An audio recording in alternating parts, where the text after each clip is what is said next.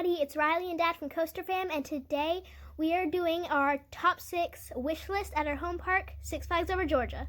Within reason. So Six Flags Over Georgia has a really good, solid coaster lineup from top to bottom. They have a B&M Hyper and Goliath, the RMC conversion Twisted Cyclone, they have a really good Schwarzkopf and Mindbender, a Gerstlauer Eurofighter Daredevil Dive, Superman Ultimate Flight, and a few more that are really good. Long gone are the days of Six Flags spending $20+ million on new rides, but here are a few rides we think would really improve the park within budget. Number 6. Conversion of Georgia Scorcher. Georgia Scorcher is a B&M stand-up that opened in 1999. It stands at 107 feet tall and reaches 54 miles an hour. These stand-up coasters were trendy back in the 90s for a while. There were a lot of them installed by B&M. They're not the worst rides in the world, and Scorcher in particular I've heard is one of the better ones, but they're just kind of uncomfortable. The restraints are like the hard over-the-shoulder restraints, a little bit of headbanging. The seat is really uncomfortable, and to be honest, they're just a little bit dated. What I think they should do, and would greatly improve the ride, is get B&M to do a floorless conversion. The floorless conversion takes the stand-up aspect away, lowers the center of gravity, and makes the ride a lot more comfortable. And by removing the floor on the train and having your feet hanging right over the track, it's almost like Six Flags Over Georgia would be getting a new coaster, and it would draw in the crowds again. I think this would be a huge upgrade over Georgia Scorcher. From the information I could find, one of the conversions cost $12 million or less, and that's definitely within the budget for Six Flags Over Georgia. Number 5. An S&S 40 free spin to replace Gold Town Racers. Gold Town Racers are the park's go-karts that opened in 1999. It's an upcharge attraction, and it's nothing really to write home about. It's just your average kind of short go-kart track. I mean, they are fun. I just think the piece of real estate next to Pandemonium in the Screenpunk District is just, it's too good of a plot of land. It's prime real estate for an awesome attraction. I think the plot of land here, you can see how big it is, would be perfect for an S&S 40 free spin. These 40 free spins get a lot of hate because they've been cloned a lot, but I've also heard they're really fun rides. No two rides on it are ever the same because you're spinning different ways every time. They stand at 120 feet tall. They hit 38 miles an hour. They're kind of the perfect middle-of-the-road family coaster. I think it could be themed really well in the Screenpunk District with a color scheme and like spinning cogs and wheels. It fits the theme perfectly for that area of the park. And Six Flags has put several of these in their parks, like Great Adventure and Over Texas, so we know that they're willing to spend the $7 million to get one of these installed. Number 4. Premier Skyrocket 2 to replace Sky Coaster. The Sky Coaster is an upcharge attraction next to Great American Scream Machine. These Sky Coasters, I'm sure, are really fun. I've never been on one, and I don't know if I'll ever get on one. I'm sure they're great. It's 180 feet tall, and it lets you go and you swing back and forth. I'm sure it's exhilarating. But again, this is kind of a dated attraction that's usually at like smaller amusement parks. And this plot of land is perfect for something like a Premier Skyrocket 2. Premier Skyrocket 2 stands 150 feet tall, reaches 62 miles an hour. There's multiple launches back and forth, so it would give the park a launch coaster that is desperately needed since Viper was removed in 2001 to make way for Superman Ultimate Flight. Now, these have been cloned a lot, but I've heard really good things about these rides. There's Tigress down at Busch Gardens Tampa and Tempesto. These cost between $6 and $7 million, so it's definitely within the park's budget. It's nothing outrageous, and I think it's a lot of bang for the buck. What I think would be really awesome is if they expanded Metropolis, which has Superman Ultimate Flight and Battle for Metropolis. They could expand Metropolis and theme the Premier Skyrocket 2 to a Superman villain like Lex Luthor or Bizarro.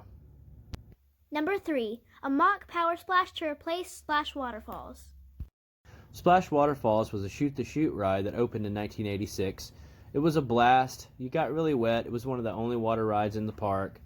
It had the awesome splashdown bridge, and you could find these at a lot of different parks throughout the country. This one has been closed for about 2 seasons now, and we've been speculating along with others about what could go in this spot. And Six Flags Over Texas recently tore theirs out to install a mock Power Splash. A mock Power Splash is a launched water ride that has 2 vertical spikes that reach 146 feet in the air. It launches you back and forth until you hit 62 miles an hour, and then the water raises for a splashdown. I think this would be perfect for that area of the park to replace Splash Waterfalls. Not only because it's also a water ride, it's just the length of land right there with just some slight modifications to a few bridges could be perfect for it. They could put a splashdown bridge above this one or a splashdown area near it to kind of, keep that iconic splashdown bridge that Splash Waterfalls had. And this being in between DC Super Friends and Metropolis, it could be perfectly themed to Aquaman, just like the one at Six Flags Over Texas. And I would be more than happy to have one of these at our park. Number 2, RMC Topper Track, the Great American Scream Machine. Great American Scream Machine is a PTC Woody that was the tallest, fastest, and longest coaster in the world when it opened in 1973. It stands at 105 feet tall and reaches 57 miles an hour. Now, this ride is gotten pretty rough over the years now. It's pretty painful. It's still really fun because the layout is phenomenal, but it's kind of too painful, definitely, to ride more than once in a day. And this is unlikely because it's an Ace Coaster landmark, but I think they should consider getting RMC to do their topper track on it. The topper track is different than the iBox track on something like Twisted Cyclone. The topper track still has wooden track underneath the steel track, so the coaster can still be technically called a wooden coaster. In the diagram here, you can see that the traditional wood coaster is all wood except for steel running plates on the top, whereas something like the topper track has a prefab steel portion on top of the wood and then a steel cross tie to make the ride much more stable, way less rough and shaky. Lightning Rod at Dollywood or Outlaw Run at Silver Dollar City are two examples of the topper track. The rides are still not butter smooth, but they're definitely not rough and painful. They're shaky and intense.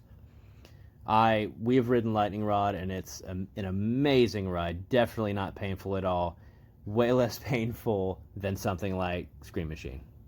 I think if they got RMC to do the topper track on the Scream Machine, it would take it from one of the lower tiered coasters in the park to being in the top 3.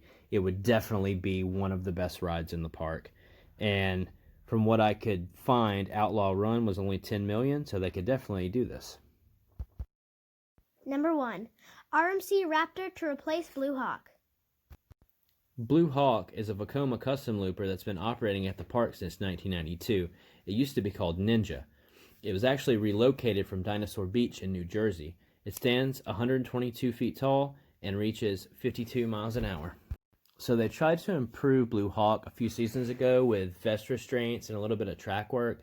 And it's not the worst thing in the world, but I think something like an RMC Raptor would be a huge improvement. These RMC Raptor prototypes are 113 feet tall. They reach 52 miles an hour.